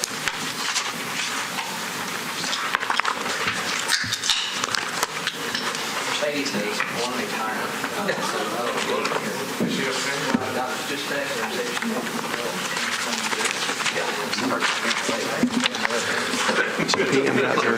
PM got their addition? All right. Yeah, Joey turned on the T. Questioning special exceptions in street setback in Sky Plane, and not to confuse you, those are essentially one and the same. Whenever you have a setback issue, you do have a Sky Plane. And variances in the queuing on Montrose, the loading area variance, which is listed on the agenda, has been withdrawn by staff.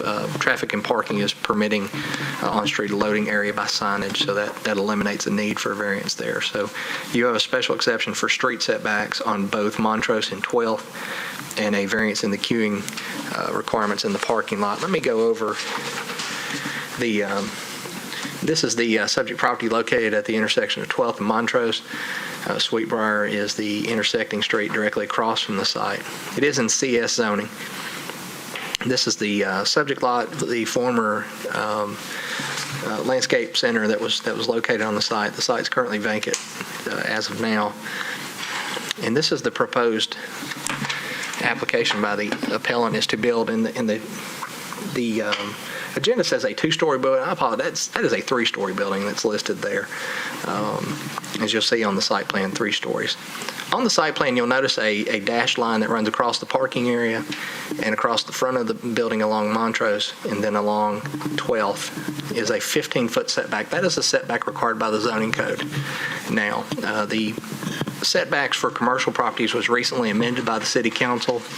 It tinkered a little bit with how we measure, rather from center line existing right-of-way, it's really center line of proposed future rights-of-way that they would like to see on the major collector street plan. So what you see here reflects that new measurement here, and it's 35 from the center, 15 feet from the property line today.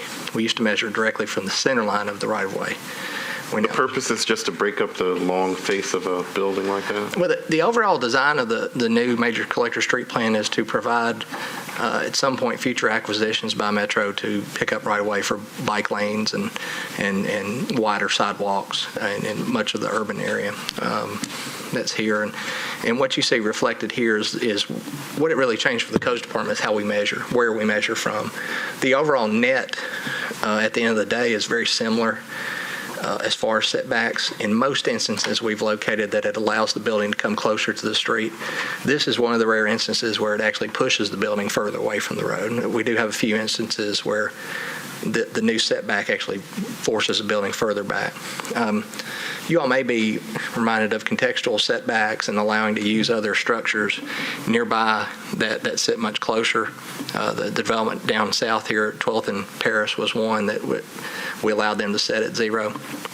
We could not use the bakery building, the former bakery building right to the south. Bakery, believe it or not, is a light manufacturing use, and there's no light manufacturing occurring as part of this structure. This is restaurant, retail, and multifamily above, so we could not use that building for contextual.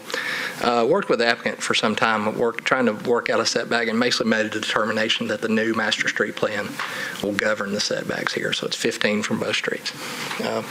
With that, the applicant's allowed to ask for one coming closer, not by variance standard, but by special exception, which you're familiar with. Ms. Jones read into the record before, but that's the special exception portions will be the portions of the building which you see in front of the dashed area here, there, and there. The variance in queuing deals with the driveway leading off of Montrose into the parking area. The code requires that the first 20 feet of this area have no parking spaces in it. There's not a similar requirement off an alley, so this back here is actually okay. But right off the front, that dash line you see is 15 feet, so you'd add on another 5 feet, you'd essentially be losing these 3 parking spaces here. They are code compliant as to parking on this plan. And would need a variance in the queuing to allow that. Traffic and parking has commented they take no exception to the request for this queuing variance. If they had any issues, they would address them at the permitting phase. This is the subject lot today as my visit on the site. This is my back is to 12th Avenue facing east. Montrose would be the street in the background here. Looking again, turning south toward Sevier Park, Montrose is the intersection here. These are the current spaces outside the property. And then across the street is the Nashville Islamic Center at the other corner. Some other buildings which you see fronting along 12th here on the east side. But I'll come back to the site plan that best shows what's before you. And again, special exception for street setback, vis-a-vis also Sky Plane, and variance in the queuing on Montrose entrance. And it is a 3-story building. With that, I'll turn it over to the applicant. There are some parties here in support. Are there any parties opposed to case 52 present? Okay, we do have some parties that wish to address the board in support or have questions for the board, and they'll come up after the applicant. With that, I'll turn it over to John Gore and Mr. Revin. And ma'am, I apologize, I have not met you before. So. Joey, I'm Sharon Piggott. Nice to meet you, Ms. Piggott. I know you by reputation, but nice to finally meet you. And with that, I'll turn it over to them. Thanks, Joey. We appreciate your time today. As Joey said, my name is John Gore. I'm with Barge Cawthon Civil Engineering. I'm joined by the owner, Paul McRedmond, and the architect, Sharon Piggott. As Joey said, this is a little bit of a technicality. This is in the 12 South Commercial District, where most of the buildings are brought up to the street. And the building to the south of us is the old Becker's Bakery building, even though it's currently a retail building, because I understand its initial use was light industrial. It could not be used as a contextual setback match. But from our standpoint, our desire is just to create the best streetscape possible. So when we started looking at the site plan, we just wanted to address, what would be the best setback. And to be honest, I'm glad we're here to see you, because even if we were allowed a 0 street setback, I'm not sure that would be in this neighborhood would be the best setback, because when you have a 5-foot sidewalk and two stories of a building just adjacent to it, this is a semi-urban area. It's definitely a neighborhood district, but it's not a completely urbanized. It's kind of a lower intensity neighborhood node. So when we started looking at it, we just tried to determine what we feel like was the best setback, the most comfortable setback from a pedestrian standpoint, and that's the site plan that you see in front of us. As Joey said, the normal setback for CS zoning, whether it's in this zone or just anywhere in the county, is 15 feet. But when we place the building at the 15-foot setback, it places us about 36 feet from most of the curb out of the street. So we just felt like that produced kind of an awkward area that's not urban, it's not suburban. It would just kind of create a wide dead space in front of the building. So that's where we came up with. It's about an average of 8 feet, which is what you're seeing in a lot of the other buildings, especially the new buildings in this area. The very popular 12th and Paris building and some of the other areas, which allows for kind of a through pedestrian sidewalk, which planning has asked to widen to 9 feet, which we'll absolutely do. But then it also allows you kind of from small kind of intimate patio areas in front of the buildings, so the shop owners can have small displays out there, or tables for coffee shops or things like that. So that was our goal with the setbacks, and I'll let Sharon address the building, but I think that we wanted to show a little bit of flexibility in the setbacks and not have a uniform setback the entire way. Since this building takes up an entire half block, we wanted to kind of try to match the character of some of the other buildings on the street and allow the facade to articulate a bit, so that you didn't have this long kind of overpowering facade.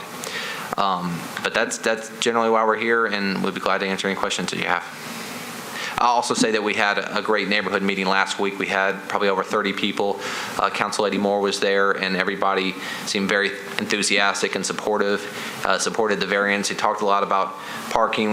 We're certainly not asking for any parking variances. This site is parked over code, but we didn't really hear any opposition at our well-attended neighborhood meeting last week.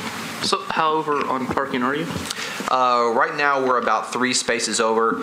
With a mixed-use building, you always just kind of have to guess at the tenants that you'll end up with. So for that parking ratio, we estimated 50% restaurant, which is obviously parked more intensely than retail, and 50% retail. So I think that that's a good guess. We would obviously have to revisit it as tenants came online and make sure that we didn't end up with tenants that were more intense.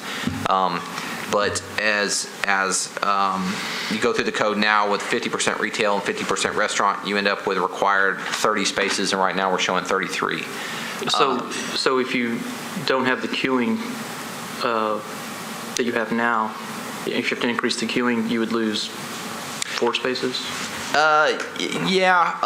We could slide up to the north. There's not a setback against the alley, and we also don't have any compact spaces. We could go to some compact spaces.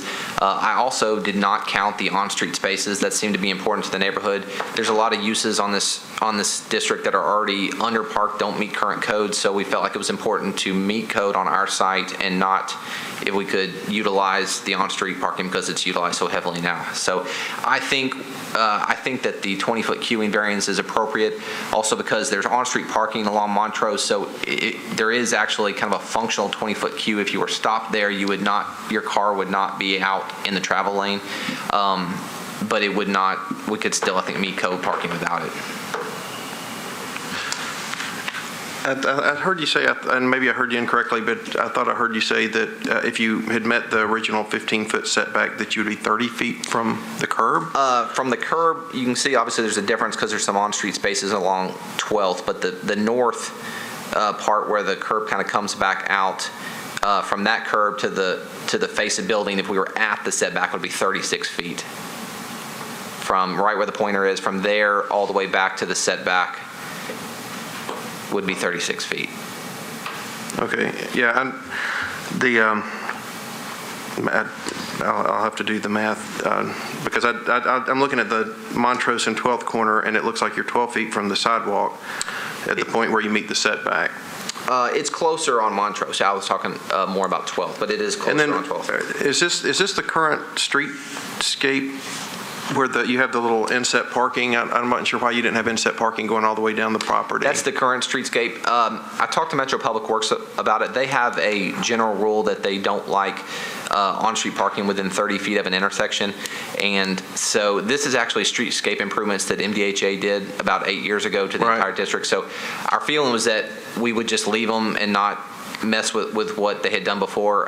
We're certainly open to adding more parallel spaces there, but we would have to get kind of special permission from Metro Public Works because of their normal requirements. But what's reflected there is just the current condition. You're saying on 12th? On 12th and on Montrose. So you're saying they would be opposed to adding?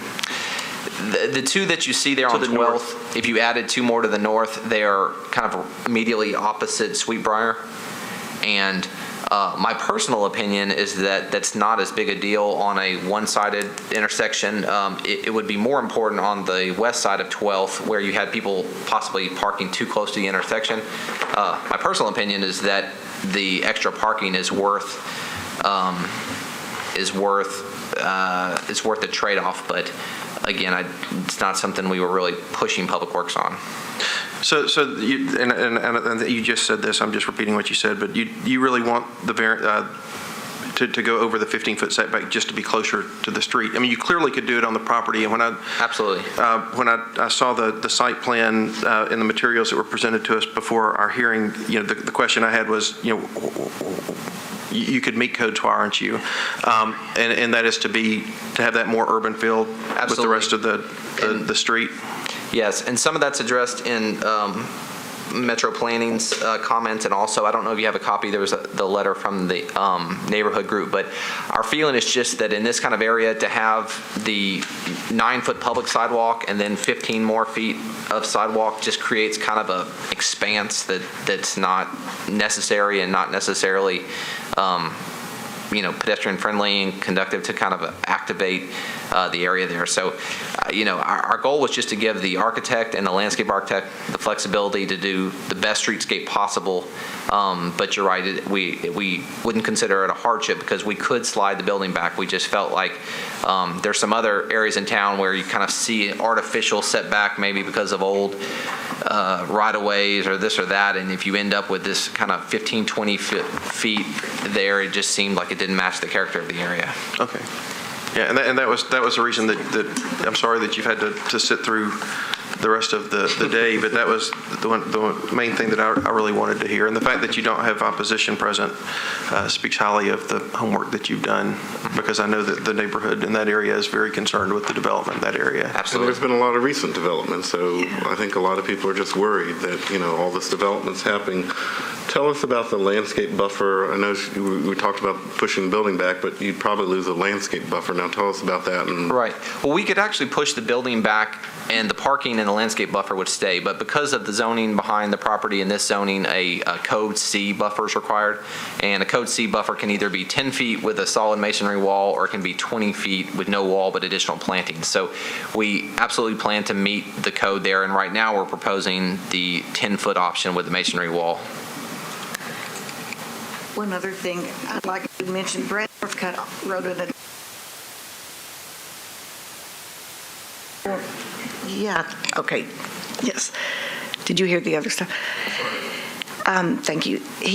He wrote a letter on May 9th. Mention his name, I'm yes, sorry. Brad Northcutt, and he's an architect that works a lot in that area, and he used to be the president of the 12 South Neighborhood Association, and he's very involved and loves that neighborhood. And he, in his letter, he says, I agree the building would be better suited engaging the pedestrian right-of-way closer than the current 15-foot setback. So even he says he feels like it'll be a better streetscape to have it up closer. And one of their concerns that isn't part of this appeal really, but is the number of parking spaces. And so we feel like for all the residents there, keeping the number of parking spaces that we show on this site plan is a benefit to the community.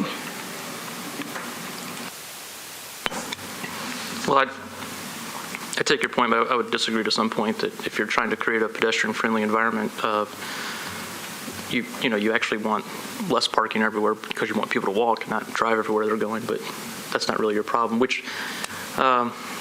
otherwise, I mean, I think I really don't see any reason not to approve this. And there's no opposition, right? Yeah. So it's a very thoughtful, well-designed plan. So good job. And I know there's a lot of things that probably get pitched at you that you've owned this property for a while, I think, and you waited for the right time for the right development. So. Actually, I do have a question. If you increase the sidewalk to 9 feet, then there's no landscape between the sidewalk and the patio areas, correct?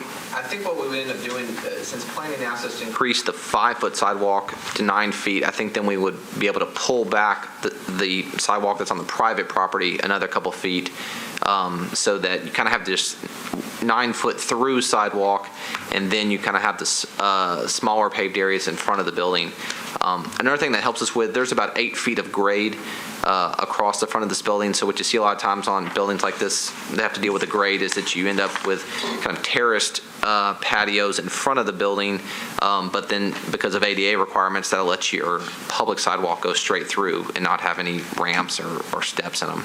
So to answer your question, yes, as we kind of respond to Metro Planning's wish to widen that sidewalk, I think that we'll pull back the sidewalk that you see that immediately adjacent to the building, so there's still a little bit of a buffer there. Thanks. Okay, unless there are any other questions, there are some other folks that would like to address the board, Mr. Chairman. Okay, sounds great. All right, we'll hear those. If you guys will step back, any other parties wish to address the board, if you'll come forward at this time. And I've got 3 seats down there, so. And thank you for your patience of staying the whole meeting.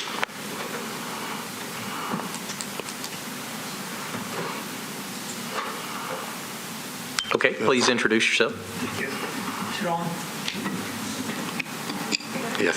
I'm Ken Winter. I'm representing both the 12 South neighbors and the Hillsborough Belmont neighbors today, and as well as a newly formed group called Save Our Urban 12th. Our essential points are as follows. 1, we support and we appreciate the developer's request for front and side setback exemptions in order to get the building closer to the street, parking to the rear, and access from the side street and the alley. All of these are goals in the 97 plan and the 2008 DNDP. 2, we recommend best design, urban design principles in regard to pedestrian friendliness and vintage mass and scale, both in the DNDP. And I'll stop without my next sentence because the architect spoke nicely to that. We would like to see a wraparound frontage on the corner and Montrose to ensure an 18-hour inviting pedestrian approach. 3, we would like best practice improvements on the alley to encourage both customer and residential use, as was done, I might say, in the 12th and Paris building. They rebuilt and doubled the alley. The Burger Up building. Burger Up building. Yes. Technically the 12th and Paris building.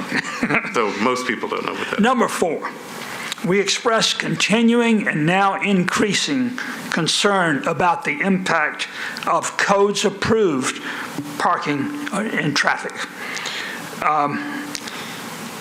on the adjoining subdivisions. Not as much expected from this project, but entirely unacceptable volumes from 2 other projects just north. One now operating Urban Grub, the other one 12th. We're not here to talk about either one of them. Okay. I skipped one thing. Finally, we must keep the bus stop. I'm assuming they do not intend to impose on that. Thank you very much. My name is Sheila Taylor. My husband is William Taylor, and we own the property, J.W. Atkins Funeral Home, that is adjacent to Mr. McRedmond's development. We are in support of the development. We just have, a little concerns about the parking, but we do support his building. Thank you. Okay, thank you very much.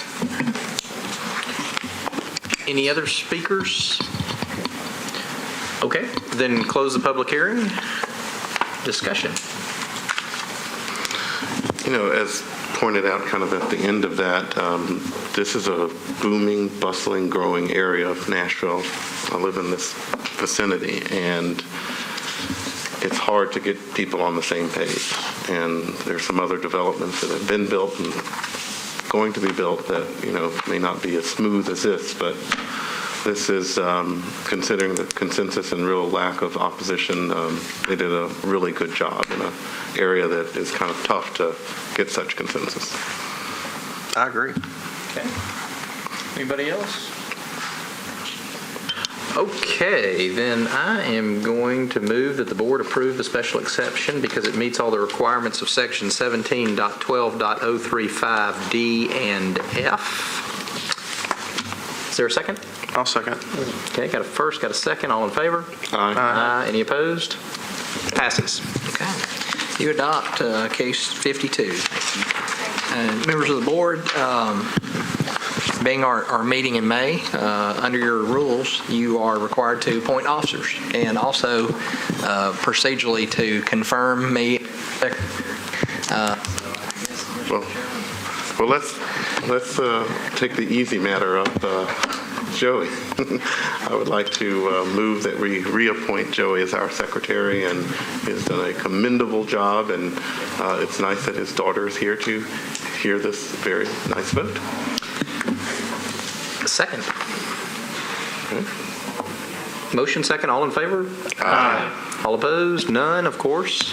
Thank you all. And next, the election of officers. The board's rules require that in May. It doesn't specify in your rules which May meeting, but we only had one May meeting this time with the election of officers. And with that, I'll turn it over to you guys for nominations for both chair and vice chair. Well, speaking of continuity, I would like to nominate Chris Whitson to be our continued chairman. He has done a remarkable job of herding us cats and keeping these meetings going quickly and calmly, and you have my full confidence. It's a very hard job that I've done before, and you've done well. So I nominate Chris to be chair. And I don't think a second is required in a nomination, but I'd like to second that anyway. Well, thank you. Okay, we've got a first and a second. All in favor? Any other?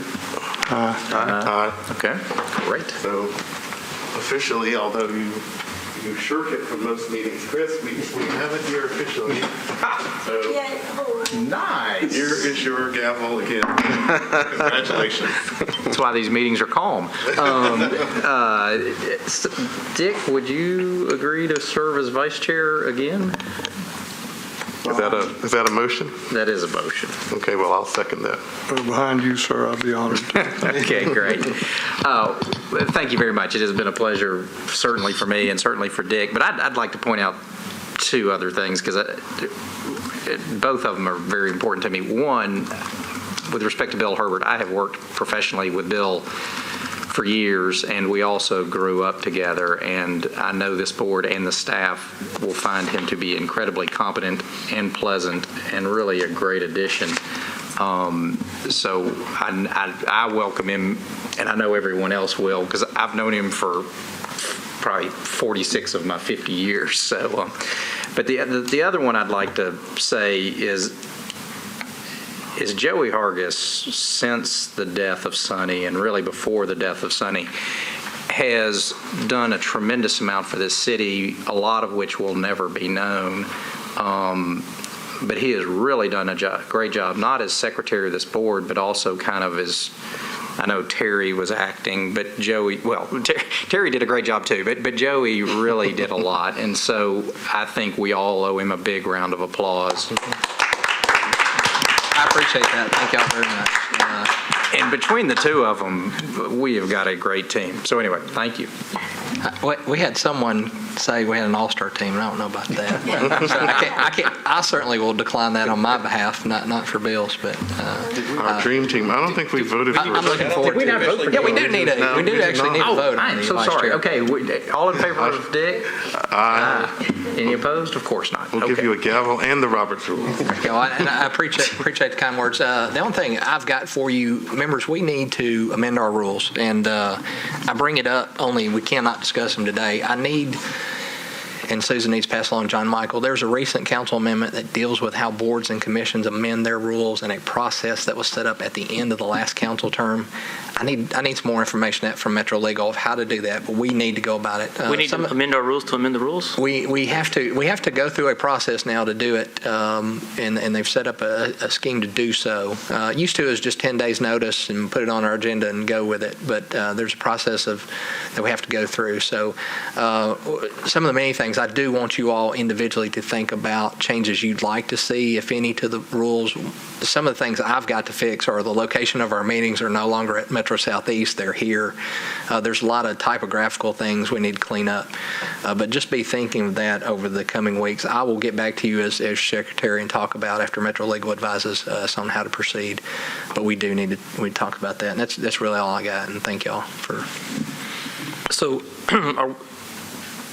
we're going to get something that tells us when we're going to be discussing this? Or, yes, you will. When we're getting our individual thoughts are sent to you? Or? I'd sort of shepherdize them. You can send them to me if you've got suggestions. I know we're not supposed to talk don't about send me anything at this point until I get legal advice from the Metro Legal folks. But be thinking of it about any changes you'd like to make to the rules. Just keep those to yourselves at this point. And I will send you a correspondence of saying, hey, I now have direction, here's how we proceed, and we'll do that. All that's here publicly. So. And we'll be happy to do that, Joey. Okay.